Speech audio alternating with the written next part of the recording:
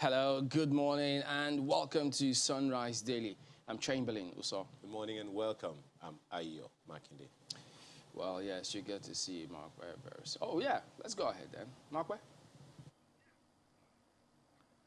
Good morning from Abuja. I'm Maokwe Ogun Yusuf. Well, yes, indeed. We've got Mr. Steve Nwosu joining us this morning. Happy New Year to you. Yeah, same to you from here. Happy New Year to Nigeria. It's quite an age. Are you looking forward to... You have to look forward to... We have no choice. We have no choice. There's no alternative. As one of my lecturers will say, it's either or. There's no alternative. You have to find a way somehow to insulate yourself from whatever may not let you look forward to some of those good things. However, the impediments may be. Whatever, you just have to find somewhere, a comfort area. Somehow, above everything, overlook everything. Unfortunately, newsmen like us can't insulate ourselves from the news. No. You can't insulate you report, but don't get too carried. Don't get That's the key point. That's the key word. Just report it as a professional. And get to move on. Yeah, so... How easy it sounds. I don't want to go there. Oh dear. Okay, let's start off with the Vanguard newspaper today. Well, they're talking about 2023. Already. Well, even last year. We were talking about it last year. As soon as Buhari won re-election, we started talking of 2023. There you go. And then it says APC, PDP echelons, a buzz over Jonathan's moves. Why speculations of Jonathan joining APC won't end soon. Former president not contemplating joining ruling party, ascribed to the PDP. Jonathan didn't hold any consultative meeting over 2023, ascribed to his aide. Don't leave PDP. PGFDG wants Jonathan. Quite a lot there. It's his call. It's his call. The belief in certain circles is that Jonathan is still in PDP, his wife is already in APC, and they are still weighing him, and his friends say they will invite you, bring you to APC and mess you up and all that. All kinds of permutations are going on. And it's also good for the APC if he can come there. At least that's one problem less. Whatever value he has to add to the PDP. But if you ask me, former president, remain in your former party. There's no, unless, even if I don't see him getting the ticket if he goes to APC. That's my gut feeling. But then, even if, but you know, some of these things, if they move, it's not just a move, as it were, because there would have been a lot of discussions. All this going to villa here and there all the time. People are beginning to suspect, say that he's frequenting the villa too regularly for it to be for nothing. Of course, there'll be promises. Is when you get there, you don't cross the bridge until you get to it. There will be promises. Is when you suddenly get there, you discover that, well, it's no longer possible. There have been political promises that were made to other people, and somewhere along the line they discover it's not workable any longer, and it'll be too late to go back. Well, from politics to the economy, I know we're looking forward to a good 2022, but look at what's above this lead story. Widespread cash supply shortage persists in banks. And the writer is one of which says, cash shortage worse than COVID-19, ascribed to Babalola. We don't have cash in the last few days, banker. Banks managing their deposits, analyst, and CBN should reduce CRR debits to banks. This is ascribed to analysts. What do you think is going on there? I can understand, but all I notice is that getting money out of the banks during the holidays, even the platforms themselves too were even particularly problematic to make transfer. I did so many. They said, look, you can't. I just first attempt at my ATM card, and I was told that I had exceeded the number of trials I was supposed. I'm supposed to give you 3 chances, even if you made a mistake. Just the first punch, they said I had exceeded, and I tried everything, said I have to get to the bank, and that was that. So I couldn't use any of those 2 ATMs for a particular bank throughout this holiday now. And then you go to the bank, the kind of rotten in these times of COVID, the kind of notes they give you, you'll be sure you just see COVID walking on four legs, the rotten notes. But so I guess there's something up there. I don't know what it is. But Could it be a way of trying to curtail our spending? compel electronic transactions? Beg inflation. Well, if it's to come, I just told you that I couldn't do electronic transactions. Frustrating electronic transactions. It's been frustrated. So you go to ATMs and you'll be there most of the time. There was a particular one, a particular bank, the ATM of that particular bank in front of the bank, that Lekki area, about 4 of them. No, only one was dispensing. After paying about 2-3 people, couldn't dispense cash again, and you just keep. And I just don't know. As if there's a game they're playing. I don't know. Well, this at the bottom strip says again, no sit at home in Southeast. Human and vehicular movement unhindered. Flight operations maintained as police gunned down one suspected ESM member, many injured. So, is it that they were expecting more sit at home this time around? It's been, because of this this division in the IPOP thing. Some say they sit at home, some say there's no sit at home. But the biggest drama was what they said at the weekend, that they will no longer allow people to use the Nigerian schools to recite the Nigerian national anthem, that they will have to revert to the Biafran anthem, and then the cows reared by Fulanis will no longer be used for occasions in the Southeast, and there are so many things they said there. My fear is that it sounds laughable, but knowing what the security situation is, even if you say you don't want to flow with what they're saying, chances are that the state does not even have the capacity to ensure your own security. That's what is actually making the sit at home and all that, that's making it very somehow effective, because if you want to go out, the police can't protect you. So, yeah. So don't you think there is a need for further communication with various interest groups so that we can allay such fears as this one and some of the issues that you have raised? It's been going on. The issue is not about communication. The truth is that apart from this, do I say, tagging of the entire area, the people are well informed. A lot of people are not comfortable with what is happening here. The information is out there. The problem is people are not obeying because they want to obey. They are obeying because that's the only way to survive. That's the point that I'm making. Because if these elements they continue to do what they're doing without engaging them, the fears are not going to abate. Who do you want to engage now? The people or the elements that don't want to be engaged? Very interesting. Well, don't forget to check out the back page of Vanguard, the African Cup of Nations. It's going to make the rounds very soon. So that is Vanguard today. If you want to check out Mr. and Mrs., you can always do that. Yes, I was going to protest. We're always scared to check that. I was going to protest. The Daily Independent newspaper this morning is also talking politics on its lead story. Southern governors divided on zoning 2023 presidency. That's what you have on the front page. It continues on the inside pages. Divided? I thought this was, I don't know, cut and dry. It's divided in the sense that yes, it's not a done deal that the parties will zone to the south. And then when you zone to the south, then there's a division, which of the south? The southeast says it's us. The southwest said, we have given so much to this party, we should take it and all that. So it's till the candidate in mind, that division will be there. Interesting. And you see governors and every person laying all kinds of claims, subtle movements and all that. You see, some have been traveling all over the country and all those kinds suddenly. So it's okay. It's 2022. All right, under the picture you see there of a fun park in Abuja, April deadline, PFAs may shrink to 15 post-pension industry recapitalization. So much talk about this pension thing. Well, I think my only happiness is it's we are all talking about contributory pension.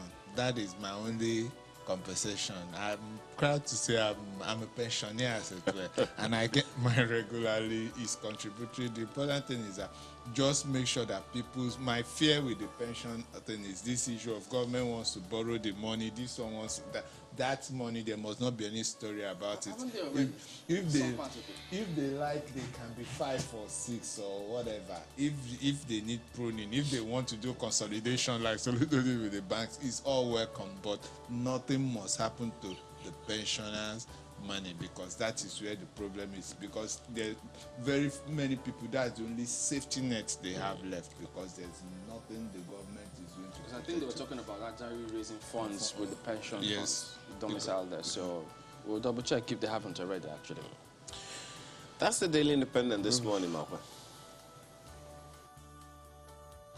Well, let's take a look at some of the papers we have here. Leadership has this one. Pressure mounts on APC leaders to shift national convention. Page 4, read there. Postpone convention, ruin your legacy. PGFDG tells Buni, says APC playing into PDP's hands. Selfish personal interest must not override party's interests. That's from Obahiagbon. So you'll find all the details on page 4 of the paper. I don't know what you make of this APC's convention. Initially, there were talks that it was going to hold in December. Then much later, we heard, okay, it's been moved to this year, February this year. They didn't pick a date, but looks like now even February is shaky. What are your thoughts with regards to this upcoming APC convention, which must happen, by the way? I think there's, with the APC, I think it's a question of trying to get, there's really that division among, you see, there was the youth group saying that some people are trying to delay and corner the tickets and all that. They said they wanted to even crash everything together, that both the same convention will produce both the party officers and the presidential candidate and all that. I think the APC basically needs to put its house in order there and just do what you need to do, not necessarily looking at where PDP is going. You know, each time before it was, let's see when PDP will hold, you keep adjusting, watching the other guy. Yes, it's politics. You need to keep tab of what is happening in the opposition, but at least put certain basic things. Before you know it, you will run out of time, and before you know it now, they will have run into another technical situation where maybe the convention itself will become null and void, and it will turn out that you go into an election and suddenly discover that you really don't have a candidate, like what happened in Anambra. I'm just scared for APC. I think they should put their acts in order. Very selfish and the selfish interest. First of all, get the party together. Throw these things open. This idea of trying to manipulate, you have a convention. Is consensus manipulation? You have a convention, but you don't. How do I say? Nigerians like elected politicians, like to occupy public office, but they don't want to go through the process that produces you hate election, but you want to occupy public office. It's like what Amaka spoke about, the chichi dodo bird. You live on worms, but you abhor the excreta on which the worms grow. And that's just, I think the APC needs to put its house in order to at least give us the kind of true leadership, as it were, and not wanting to manipulate everything. There are certain things you can manipulate some and leave the rest to chance. Don't make it so that it's not everything that you can control. Well, we also have this. Bashir Tofa, June 12 actor and quintessential politician, bows out at 75. Fine PNB gentleman. governors, northern elders mourn. They have that on the front page of leadership newspapers as well. Let's leave it there for the paper. Take a look at New Telegraph next. How governors wasted 374 billion naira on unviable airport projects. Yeah. Many abandoned, others linger for years. Abia makes U-turn, says only 5% of residents travel by air as ministry grants Edo approval. And then they've got this list of the location, status, the proposed cost. You see the first one, the Lekki Airport, work yet to start. Proposed cost is 71.64 billion naira, and the last of which being Dutse International Airport, completed, and it costs 20 billion naira, and it goes on. And then look at that, Abia Airport, project abandoned, proposed cost 40 billion naira. So I think governors, many people see the airport as a status symbol thing. Say we have an airport. But the truth is that, one of the scariest moments I had flying was the day we went to Ibadan. From Lagos, the plane takes off, and before you even know it's going down again. And for me, I don't know how the aviation experts and the pilots handle it, but it's scary for me.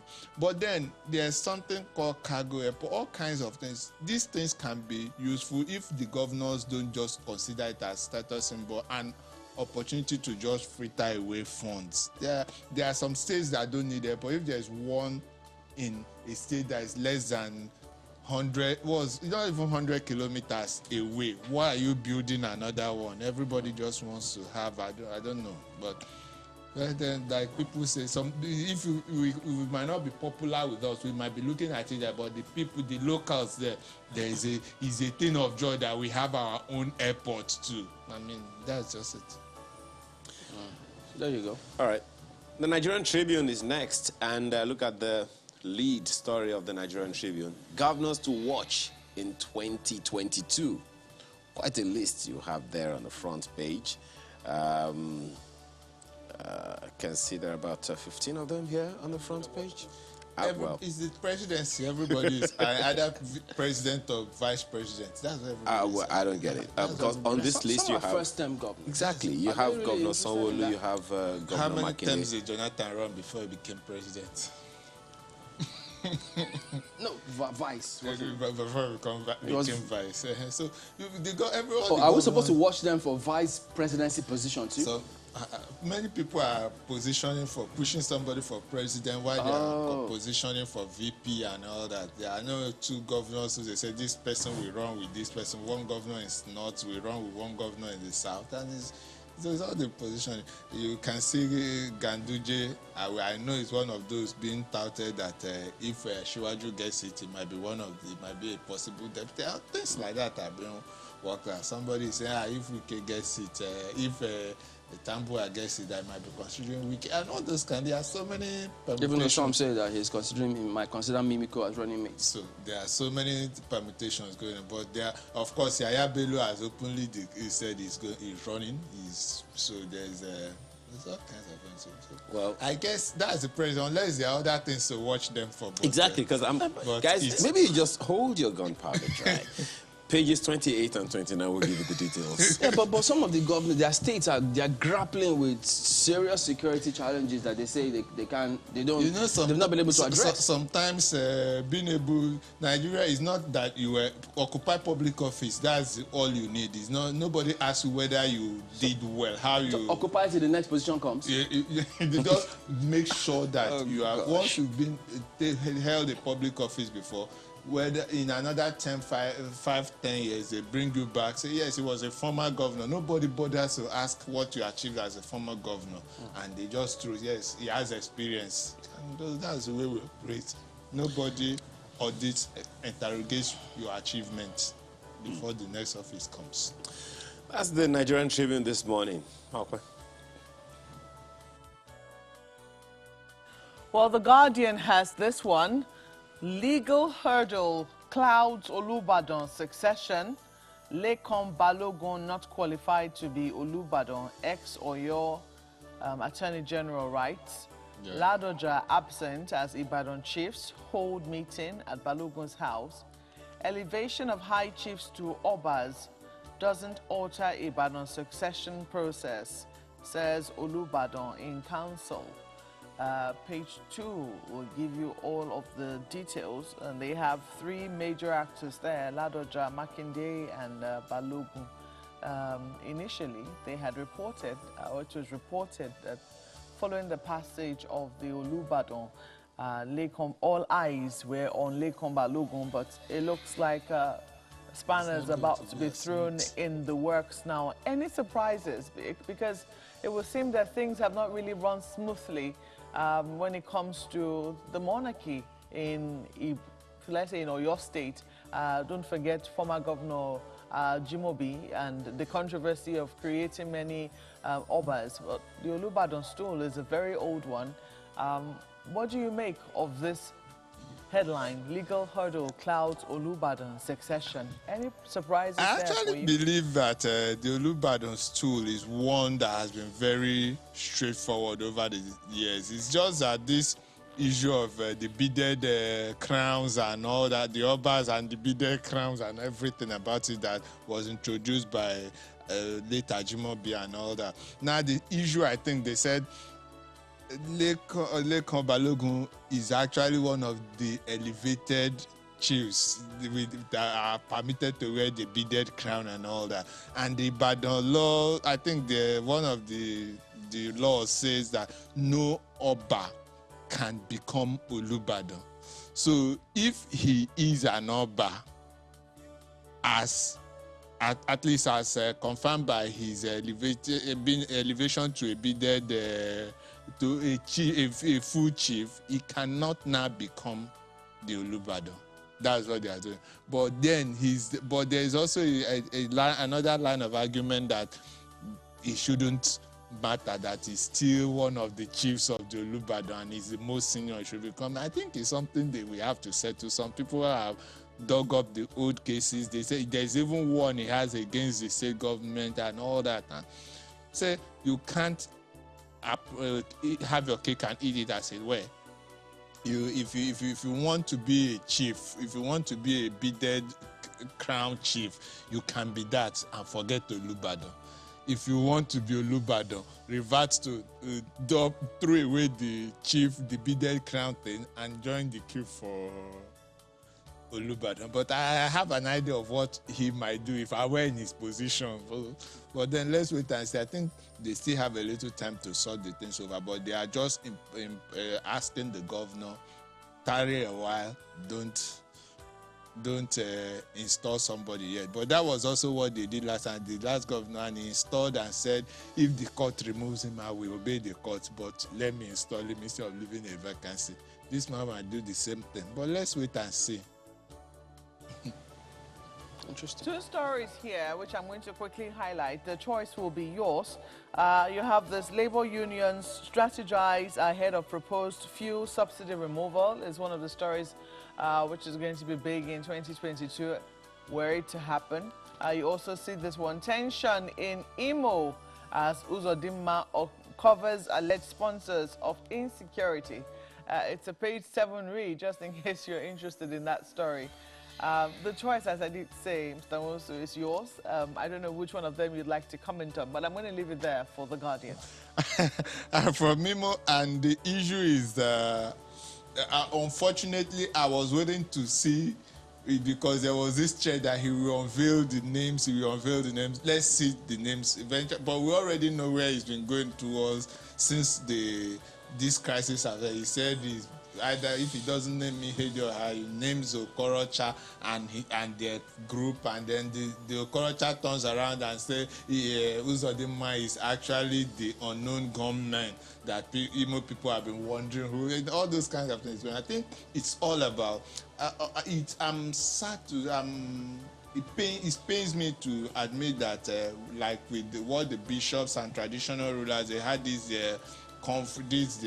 general meeting, and they came out with a statement, and they said specifically that what is going on Imo is just battle for political supremacy, that it's not anything about unknown. It's like every politician now has his own unknown gunmen, which they use to cause some kind of crisis. The Okorocha group is alleging that the governor is sponsoring some people. The governor is alleging that Okorocha is sponsoring. At some point, they bring Hedio into the picture. Basically, the bishops and the traditional rulers believe it is a political, a struggle for political supremacy, that's what is going on. Unfortunately, we are the grass that are suffering while the elephants are fighting. Some of us are so scared to go home. You need to go home. You need all kinds of police escort. Unfortunately, even with the police escort, you just draw unnecessary attention to yourself. And it's the whole place. So I know so many people who were so scared. I know some people who even came up to Lagos as Christmas approached. So it's that's all these their stories goes against the narrative that the police had put up before. So one wonders when he eventually comes up with whatever it is that his position is, how it will eventually sit either with the police authorities and the people who had maintained a certain stance previously. But I guess time will tell if that time will not be today. Well, thank you for coming on. Thanks, nice to be here again. Yeah, Steve Nwosu is the publisher and editor of the Nigerian Express. We will be back in a moment. Do stay with us.